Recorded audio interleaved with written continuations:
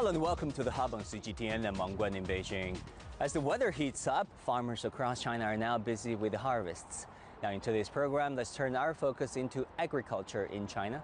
How has it developed and what is the current state of its modernization? What are some of the most important and new trends in this sector? Let's start with our conversation with Dr. Zhao Bing, Representative and Country Director of the World Food Program China Office. Here are his insights. What has been the hallmarks of Chinese technological gains in terms of advancing its agricultural sectors? The Chinese government at every level pays great attention to food security itself, which means to make sure that every Chinese gets the food they need to sustain a healthy, positive life. And to feed 1.4 billion people is no easy endeavor. That's why Chinese government and agriculture workers, farmers, they're doing everything they can to increase the productivity. And technology has made a most important part, especially in recent years. The contribution of technological advancement to agriculture productivity has long surpassed 50% over the recent years. What about the rest of the productivity gains other than technology? Of course, technology being this, having better seeds, you get 4 times as much yield on the same amount of land as previously. Well, we interviewed Longping Technology, for example, in Brazil. They're bringing this Chinese seed to the Brazilian farmers, so on and so forth. But what are the other factors in China that are contributing to productivity gains? China has insisted on a market-based approach to develop its agriculture and food security. This has given incentives to the farmers to produce more, to also raise their own income, but in the meantime, to supply the consumers in the cities to access enough food. Since that China is now entering into a middle-income country, Chinese people's diet has improved with time over the last few decades. Awareness of nutrition and also the society being mobilized to create a food system that is not only sufficient, it's not only providing sufficient food, but also to keep nutrition, health in mind. Secondly, of course, we talked about technological advancement, but look at the level of mechanization among the farmers, which is also another aspect of technological advancement. This will continue to contribute greatly to the ever-increasing productivity challenge.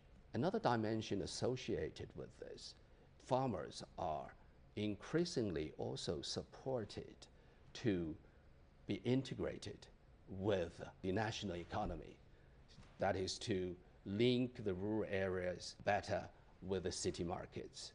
Pulling back also on the productivity issue, I think the Chinese government's effort to guarantee that enough farmland, quality farmland, is maintained or even increased by investing in improvement, rehabilitation of land.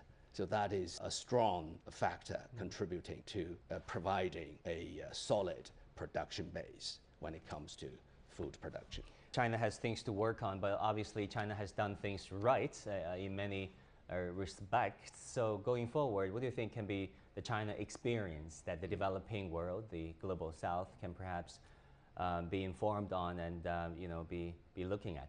China in this regard has made great achievements, and it has accumulated a wealth of experiences, policies over the last few decades have provided the very important incentives to the farmers to engage in agriculture, to produce more.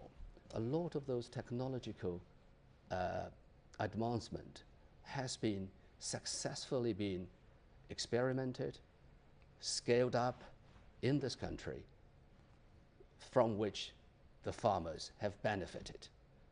Many of these experiences, in terms of policy and governance, they can be studied thoroughly with international perspectives so that they can be hopefully be replicated, adapted to local conditions, which can be powerful drivers to help the other countries.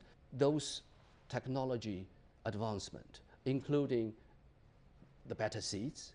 For example, you have given the example of hybrid rice, which has been proved to be effective in helping farmers to produce more in many developing countries.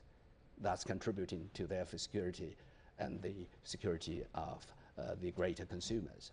And thirdly, innovation. The recent innovations, including in, for example, big data, can also go a long way to support the other countries in scaling up their solutions to address the challenges of food security, but also to transform food systems as we speak more frequently now.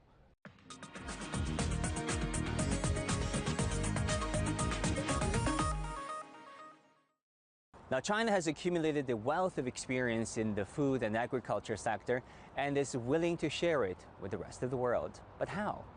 Education could be one of the solutions. Throughout an initiative called Science and Technology Backyards, China Agricultural University has been setting its agricultural classrooms in the field for many, many years, encouraging students to learn through practice. And now one of these backyards, located in Handan City in northern China, is particularly special as it hosts several students in African countries. Let's take a look.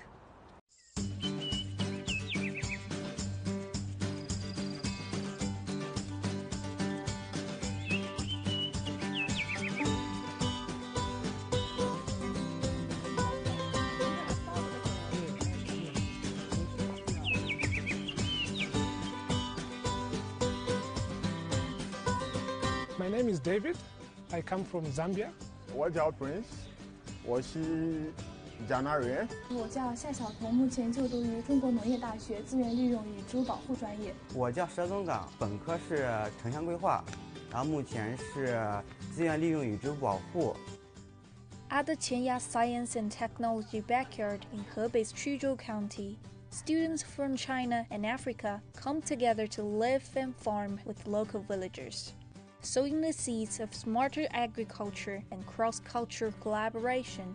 My research area is in nutrient management. Specifically, I'm focusing on nitrogen. Over the years, we know that nitrogen has the capability of increasing yield, but also it has very bad adverse effects, such as polluting the environment, causing eutrophication or acidification. So my study area basically is in how well we manage nitrogen among the smallholder farmers in China. My research area is to focus on fertilizer design as well as fertilizer formation. I would look at what currently the farmers are doing. Even though there's research and literature on that, it's not enough. So I'd rather go onto the field, get some information from the farmers, take some survey, and then we'll see what is being done. Then we'll also look at what I can do, which is what I've learned here.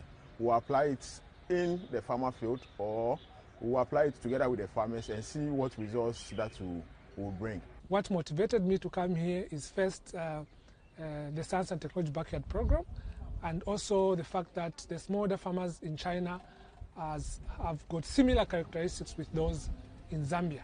Despite increasing yield by use of excessive nitrogen and phosphorus fertilizer, this has also led to environmental degradation. We are designing specific fertilizer for a specific crop, for a specific yield of a crop, and for a specific soil. With this approach, we are very precise in how we use the fertilizers to produce a high yield. 咱们的学生他们懂得技术，特别懂得农业需要什么肥料。你看我们曲轴线的肥料是在盐碱地上就缺磷，你要磷要增加。我们的学生最了解，他知道用什么方法，知道这个地方缺什么东西，他给肥料创新工作、创新性的工作能够带来很好的收益。目前我们所掌握的专业知识，相对于农民来说，肯定是更为专业和合理的。可能目前农户他们所拥有的一些现状的知识，只是依赖于他们以往的经验，却不一定是正确的。通过来到科技小院，我们可以入驻到农村，驻扎农村，面对面的直接交流农民，可以切实的走到田间地头，进入生产一线，发发现他们的切实需求，从而解决一些农民所面临的难题。You might be aware that the scientists have developed a lot of technologies that can improve nitrogen use efficiency. But these technologies have not been adopted by the smallholder farmers. So what the Science and Technology Backyard program does is that through the students and the researchers being in the farmers' fields, it bridges the gap between the scientists and the farmers. 你必须使用农业生产中第一线，和农民吃在一起、住在一起，和农民打成一片。是我在农民地里做实验的时候，我要和农民去交往。做实验的过程中呢，整个是要和农业生产就社会服务，和你的科学问题要结合起来。咱们虽然是世界上最大的粮食生产国，但是呢，咱们人口最多，咱们消耗的粮食最多，生产粮食怎么生产，就是技术上要创新。另外就是能节省多少水呢？能节省水100以上。老百姓灌一次水是100方、90方以上，我们灌一次水30方，就节水100以上。所以这个节水量非常大。未来中国农业肯定走向现代农业，这是必然的。但是谁来做这个事儿？没有新农人，不可能改变这样一个事实。咱们这样的一个未来的一个走势是改变不了的。现在剧烈天气，就异常天气现象、气象现象频繁发生，这些东西都逼着我们的人类要做快速的反应。快速反应没有新农人，你是快速反应不过来的。就从现在开始，我们要培养新农人。我觉得这是对农业的发展是这个力量发展是非常巨大的。And now, more and more young students are dedicating themselves as new farmers to agriculture in China, driving rural revitalization with their own wisdom. 我认为自己现在是一名新农人，中国农业未来的发展一定是一个越来越好的趋势。我们作为这个农学方面相关的学生，也是会希望之后未来能够更加扎实自己的专业知识，提高专业的技能，把这些所学到的知识真正的带到农民当中去，应用到现实的农业生产当中。作为一个科技小院的一个学生的话，我觉得就是我们那个学生应该更加注重的一个在乡村一个服务的过程，能够把自己的知识和他们农民的一些知识经验，然后结合起来，增产增效达到一定的程度，通过我们一些能力，然后将他们那个经济然后带动起来。目前主要在小院做一些乡村振兴的规划，通过将这个村里边那个村史馆、书院等等一系列的景点，然后串起来，然后形成一条科技街、科技长廊，以数字化模拟，把整个村庄的一个景点，还有他们那个两边一个葡萄地进行一个 AI 模拟，将整个村庄数字化，然后可视化，能够让在其他的地方的人能够通过网络，然后直接能够看到这个村里边的一个村容村貌，形成一个互动，然后形成一个整个村的一个文旅产业。And through the Science and Technology Backyard, the agriculture story of China is not only being rewritten, but is also spreading and extending cooperation around the globe. Agriculture in Zambia has a lot to learn from China. We can take it step by step. Some of the most important technologies that Zambia has to adopt, or Africa, is the use of irrigation. Improving the adoption of soil testing and formulated fertilizer and irrigation will be a game changer for Zambia and also for Africa.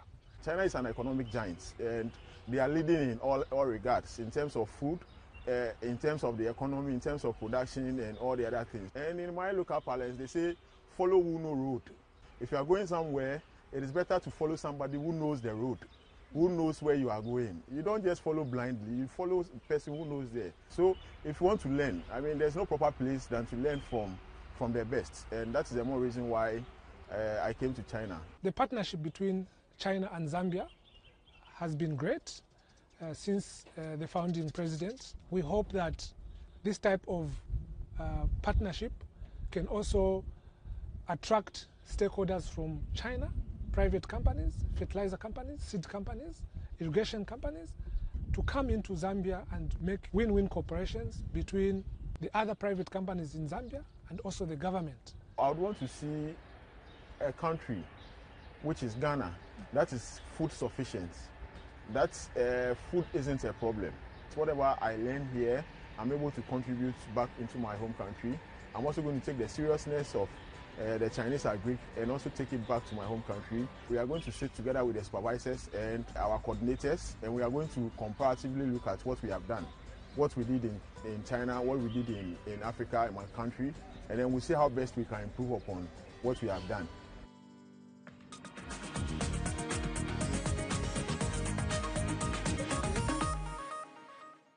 And of course, in today's China, young people are playing a vital role in agriculture. With the development of China's rural regions, more and more young people are returning to villages and working in the fields. Among them, 10 young farmers stand out as they have an inspiring story to tell. They've become a hit on Chinese internet and social media. Our team recently visited some of them and their crop fields in Hangzhou, China, to talk to this passionate group. Here's what we discovered.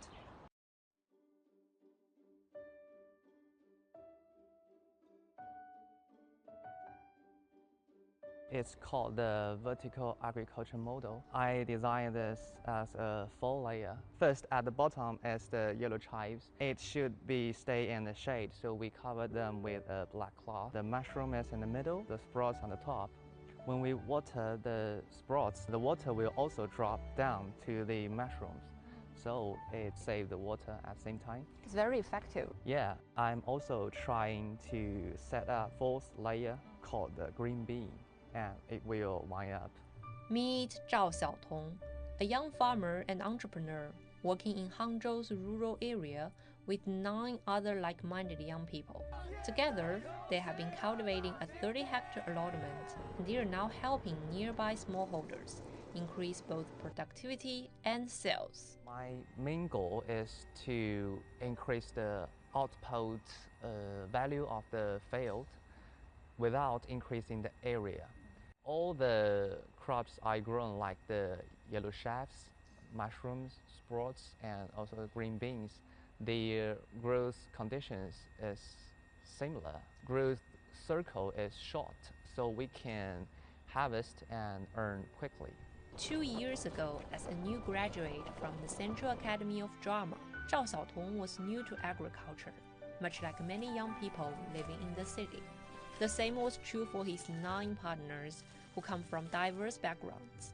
A reality show, Become a Farmer, brought them together, also witnesses these newcomers grown to be dab hands at working in the fields. 大家对很多年轻人是有误解的，每一个阶段的人都觉得下一代的人不如自己。那我们在跟好多年轻人在接触的时候，发现其实很多年轻人并不像大家想象中的对未来都毫无追求。那我们想说，在做一个大家替年轻人能够发声、能够去讲话的这样一个节目，让年轻人他们的闪光点能够被别人能够看得到的事情。那这个事情呢，并不是在聚光灯之下，在舞台之上这样的一个展现。Our show is like a labor documentary and also like an interactive program that shows the entire labor process to the audience. Our programs has long videos and also the short videos that was filmed by ourselves. Even we have the live stream. Sometimes it's like 5 times a week, from the structure to the details. Our audience can know the challenges of the farmers, familiarize themselves with various farm machinery, and the most important is to know that we should cherish the food. It's definitely a fresh and new experience to all of us. 那为什么会选择土地呢？因为土地它是一个能够有结果的事情，在土地去耕作，它本身呢就是你付出多少，土地一定会给你这样的一个回馈和回报的。我们就想说，通过一档节目，能够让一些踏踏实实干活的年轻人，能够看到自己付出能够得到一定的收获，能够做一件自己能够真正掌控的一个事儿。对于他们这10个人的选择，我们坚信我们当时做那个决定是对的。This is the glass greenhouse in use now, and we got roses here and also the pipers inside. Yeah, that's the endive that I planted, and also there is the kale. This is the hydroponic cultivation setup. We used to plant the lettuce here, and now we plant thyme. All the nutrients that the plants need are in this liquid. You can see that they really grow evenly. This side is the strawberries, and we planted in raised beds, and it's about 30,000 seedlings here. It's available for harvesting now. Last season we harvested the wheat, roses, the shrimps, fish. This season variety of these crops are increasing, about 20. Also we just make them into the food products to the market, maybe to the internet, various way to sell them. We have to make our own products different from others. And that's the reason I believe that the customers want to buy us. What were the most significant challenges you've encountered along the way? Difficulties and challenges are always here, whether it's working in a tough weather or packing the items or lifting tons of stuffs. We always face them head on and just figure them out actively. And we also bring these issues during the meeting that we can learn from them, also improve them. Every day we gain new ideas and grow. Hard work has paid off. They not only reap crops, but have also garnered fame and attention. Tens of millions of viewers follow their live streams. Their products sell out in seconds, and discussions about them frequently trend on social media. 节目播到现在吧，的确是有一定的声量和一定的热度，有那么多人来喜欢这些10个人，完给他赋予了很多关于治愈、关于热血、关于激情、关于就是梦想啊等等的。我觉得可能有一点是别人提及很少的。因为这个节目它具备一定的故事感，它能够在这里边看到一个整个的一个过程，一个成长和变化。他们之间的关系也是一种他们的成长，他们对自己的人生和生活的认知也是一种成长，他们对农作物的庄稼熟悉程度也是一种成长。在这过程中，他们去考驾驶证，他们去年收水稻用了6天的时间，他们今年用了5个多小时。但其实观众都能看到这个成长，这也是可能观众也喜欢这个节目的一个原因吧。原来做一件事情真的是有结果的，对应了之前我们最开始节目创立之初的时候，很多事年轻人是无力的，他有种无力感，他有一种被推来推去的感觉，你做不了主。但是这个里面呢，他能看到这个10个少年他能够做主，无论是场地也好，还是这个生活和生产，他都能做主。我想种的是一个，它是可食用的玫瑰。衍生品是有一个草莓酱，芽苗菜的无土栽培，仁爱杨梅承包计划书。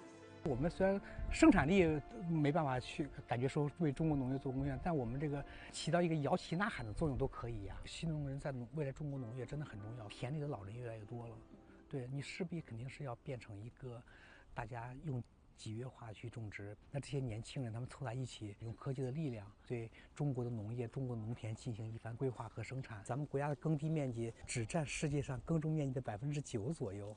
对吧？但是我们中国有将近25%的一个人口一个这样的一个数量，那粮食问题是很重要的一个问题。那老人这一代，他们通过镰刀，通过一些打谷机在做生产的话，那我们这个年轻人的一代的话，他一定是通过一些科技手段呀，无论是现在的智慧农业，还是未来加入 AI 的东西，卫星遥感的技术啊，包括定位，可能这是年轻人要做的一个事情。What technologies have you applied here? Drip irrigation system. As you can say, it's throughout the entire field to save water effectively. That's the detection instruments that will provide timely data like soil moisture and soil temperature and other data. And all these facilities are connected to the internet, so we can just use them from our phone. Well, this is the water and fertilizer machine, and it provides the water and fertilizer through these pipes. At the same time, it also saves the time and effort. It frees your labor forces, right? Yeah. You can just control it remotely. Yeah. As one of today's new farmers, what factors do you reckon driving the growing number of young people coming back to villages and opting to work in the field? Well, first, I think the Chinese modern agriculture is developing faster. With the hard work, it could be the profitable, not just low-income industries. And second, the working hour is flexible. It can be decided by individuals. And also, the internet is convenient. And there's also many opportunities for young people to sell their crops or the products. So I believe that it's a future trend that more new farmers will return to their countryside. You've interacted with many other new farmers. What role do you see young people can play in rural revitalization and in the shaping of China's future agriculture? Young people will play a leading role in the future of the China agriculture because the traditional industries need the young blood for the new vitality. The responsibility today lies with no others but us, the young.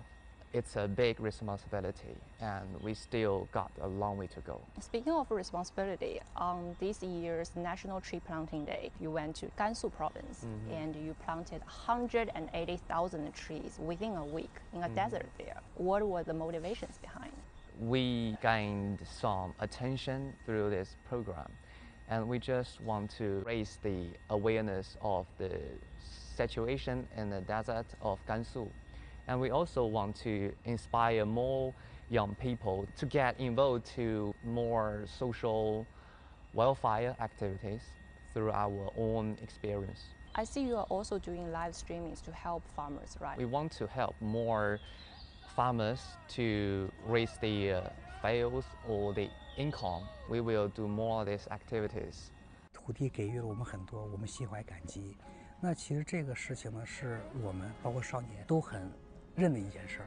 我觉得我们做的其实并没有那么多，然后但是土地赋予了我们比我们当初想象中更多的东西。观众在看的时候，因为你能看到，今天这个下雨了，种子没种成，下个礼拜呢种子是冒芽了，再过一段时间呢麦田变得绿油油了，能看到这样一个结果。那这个结果其实并不是我们创造的，而是说土地给我们的。就是你只要干了以后，它就会到那个时间，它就会变成绿油油的。后来它会变成金灿灿的一个丰收。那我们只不过是在这个当中没有让自己太飘太浮的把这事干完。As a group, you made your debut on this year's CMG Spring Festival Gala. What was it like to be on a national stage? That performance was like a dream. Yeah, we were beyond excited or surprised to be invited to that stage. I can explain it through our slogan of the program is Believe in the Land. Maybe it sounds a little bit abstract, but I have to say that it's the power of the land bring us to that stage. And you will continue believing in the land, right? Yeah, sure.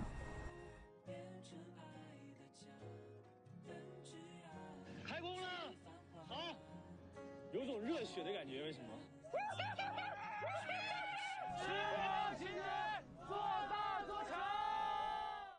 That's it for this edition of The Hub on CGTN. Thank you so much for tuning in. Our news coverage continues on CGTN. Bye and take care.